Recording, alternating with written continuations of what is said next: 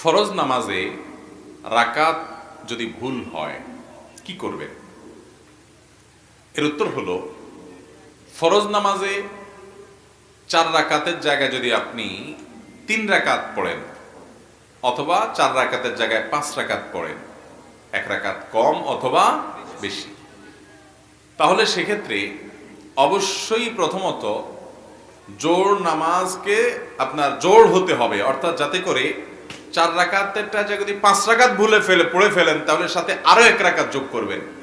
তাহলে আরো 1 রাকাত যোগ করার পর আপনি টের পাইছেন পরে যে আমার 4 রাকাতের জায়গায় তো 5 নম্বর রাকাতে আমি পড়ে ফেলছি, শেষের দিকে আসেন বা সালাম ফেরানোর পরে মনে হয়েছে, তাহলে আপনি আরো 1 রাকাত সাথে যোগ করবেন, করে সেজদায়ে সাহু দিয়ে দিবেন। তাহলে শেষের যে একটা 2 রাকাত এক্সট্রা 2 রাকাত হইলো ওইটা নফল হিসাবে গণ্য হয়ে যাবে, ফরজও হয়ে যাবে, কিন্তু শেষে কি দিতে হবে? সেজদায়ে সাহু দিতে হবে। আর যদি 1 রাকাত কম হয়, 3 নম্বর রাকাতে সালাম ফিরে বসে আছেন, এরপরে টের পাইছেন যে না, রাকাত তো 3টা হয়েছে, একটা কম হয়েছে, বা শেষের দিকে টের পাইছেন, তাহলে কি করবেন?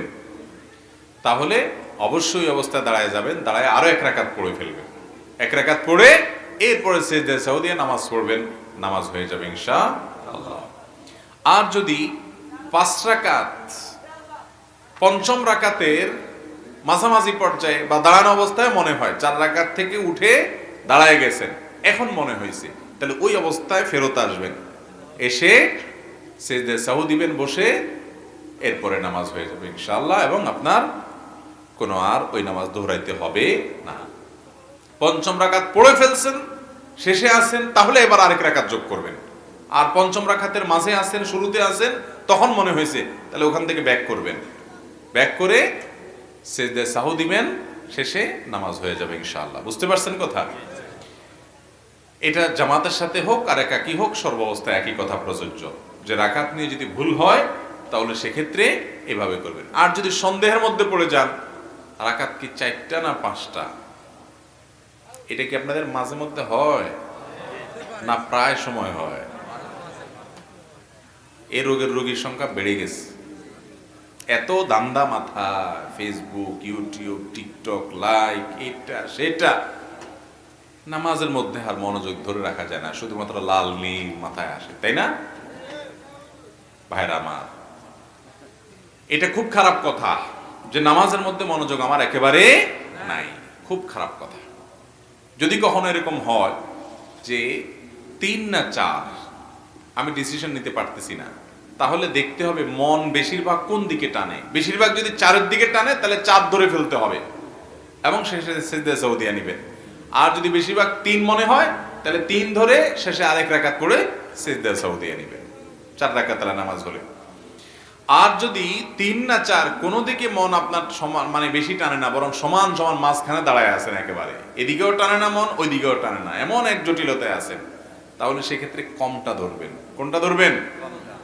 3 না 4, 3-এর দিকেও মন অর্ধেক টানে, 4-এর দিকেও মন অর্ধেক টানে, মনে কোনো দিকে টেনে বেশি নেওয়া যাচ্ছে না, একবারে মাঝখানে দাঁড়ায় আছে, তাহলে ওই 4 রাকাত তালা নামাজকে কমটা ধরে রাখবেন, 3 রাকাত ধরবেন, ধরে আরেক রাকাত পড়ে শেষে সেজদায়ে সাহু দিবেন, নামাজ হয়ে যাবে। কথা কি বুঝাতে পারছি?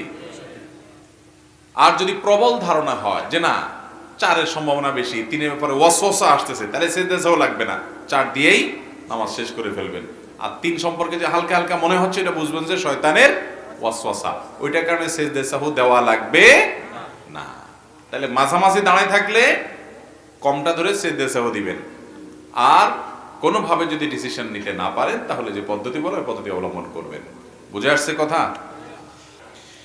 এরপরে প্রশ্ন হলো, স্ত্রী তালাকনামা পাঠিয়েছে, স্বামী সেটা গ্রহণ করে নাই, এই মুহূর্তে স্ত্রী অন্য স্বামী গ্রহণ করতে পারবে কিনা? স্ত্রী যদি তালাকনামা পাঠায় তাহলে স্বামী যদি গ্রহণ না করে তালাক হবে কিনা? একই কথা উল্টা দিক থেকেও করা যায়, একই প্রশ্ন। স্বামী তালাকের নোটিশ পাঠাইছে, স্ত্রী সেটা রিসিভ করে নাই, তাহলে তালাক হবে কিনা? এর উত্তর হলো, তালাক যদি শরিয়ার নিয়ম অনুযায়ী প্রয়োগ করা হয় তাহলে অপরপক্ষ গ্রহণ করছে কি করে নাই এটার উপরে শরিয়ার দৃষ্টিকোণ থেকে তালাক পতিত হওয়া নির্ভর করে না। কথা কি বুঝাতে পারছি? স্বামী তালাক লিখে পাঠিয়েছে চিঠি, স্ত্রী সেটা গ্রহণ করে নাই, তো এতে কিছু আসে যায় না।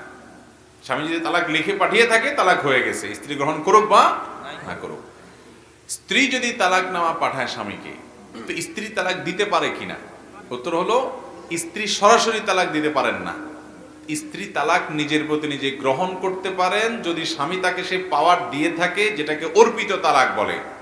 আমাদের দেশের কাবিননামার 18 নম্বর কলামে যেটা লেখা আছে যে যদি ভরণ পোষণ না দেয়, এটা করে সেটা করে, স্বামী উল্টাপাল্টা করে, জুলুম বিচার করে, অত্যাচার করে, তাহলে স্বামী তার স্ত্রীকে তালাকের, নিজের প্রতি নিজে তালাক গ্রহণের ক্ষমতা দিয়েছেন। সেই ক্ষমতা বলে তিনি যদি তালাকের ব্যাপারটি প্রয়োগ করে থাকেন, তাহলে একই কথা, স্বামী সেটা গ্রহণ করলো কি করলো না তাতে কিছু আসে যায় না। সঠিক নিয়মে হলে অর্পিত তালাক দিয়েও তালাক হতে পারে, কিন্তু বেশিরভাগ ক্ষেত্রে মহিলারা স্বামীকে তালাক দেয়, বলে আমি তোমাকে 1 তালাক 2 তালাক দিলাম। এভাবে তালাক দিলে কোনোদিনই তালাক হবে, কারণ স্বামী তালাক পতিত হওয়ার ক্ষেত্র না। কথা কি বুঝতে পারছি? তো এই জন্য তালাকের মাসআলাগুলো বড় স্পর্শকাতর, বড় স্পর্শকাতর। এটা দিয়ে ফেললে ফেরত নেওয়া কঠিন হয়ে যায়। এমন কি তালাক দিয়েছেন, কোথাও সাক্ষী নেই, স্বামী স্ত্রী 2 জন শুধু আছেন, এর মধ্যে স্বামী তালাক দিয়ে দিছেন, কেউ শুনে নাই, কোনো সাক্ষী নাই, এতে কি তালাক হবে না হবে না? এতেও তালাক হয়ে যাবে, কোনো সাক্ষীর দরকার নাই। এমনকি স্ত্রীও ছিল না, স্বামী দূর থেকে তালাক দিয়ে দিছে সেই স্ত্রীকে, স্ত্রী দূরে ছিল, তাতেও তালাক পতিত হবে। খুবই ডেঞ্জারাস একটা জিনিস। নবী করিম সাল্লাল্লাহু আলাইহি সাল্লাম বলেছেন, সালাতুন জিদ্দুহুন্না জিদ্দুন ওয়া হাজলুহুন্না জিদ্দুন। 3টা বিষয় এরকম আছে যে এটা হাসতে হাসতে দুষ্টুমি করে মজা করে করলেও হয়ে যায়, সিরিয়াসলি করলেও হয়ে যায়, এত ডেঞ্জারাস বিষয়। এজন্য আমি সবসময় বলি, যারা বিয়ে করেছেন, যারা ভবিষ্যতে বিয়ে করবেন, সবাই কান খাড়া করে শুনে রাখেন, খবরদার স্ত্রীর সাথে যত গন্ডগোল হোক, যত ফাসাদ হোক, যত মনোমালিন্য হোক, যত ঝামেলা হোক, আর যা করেন না করেন, আল্লাহর ওয়াস্তে হুটহাট করে তালাক কথাটা বলবেন না। অঘটন ঘটে গেলে এরপরে সব হুজুর দুনিয়ার একসাথে হইয়াও আর আগের তালাকটারে ডিসমিস করতে পারবে না। খুব ডেঞ্জারাস জিনিস। বউয়ের সাথে বেশি উল্টা পাল্টা করে ফেলছে, এটা ধাক্কা দিয়ে দেন, একটা চিমটি কাইটা দেন, একটু বকা দিয়ে দেন। বেশি বাড়াবাড়ি করলে পরে আপনার বিচার নয় করা যাবে, কিন্তু তালাক মারে দিয়ে বসে আছেন, এরপর বিচার করে আর কাজ হবে না। ছুরি মারার মতো এটা, ছুরি মেরে লোকটার মেরে ফেলছেন, এরপর জিব্বা কামড় দিয়ে বলতেছেন আসলে মাথা গরম হয়ে গেছিল তো, আমি সরি হুজুর মাফ চাই। আপনি যত সরি বলেন, ওই মরা মানুষ আর জিন্দা হবে না। তালাকটা এরকম, আল্লাহর ওয়াস্তে এটা হুটহাট করে মেরে দিবেন।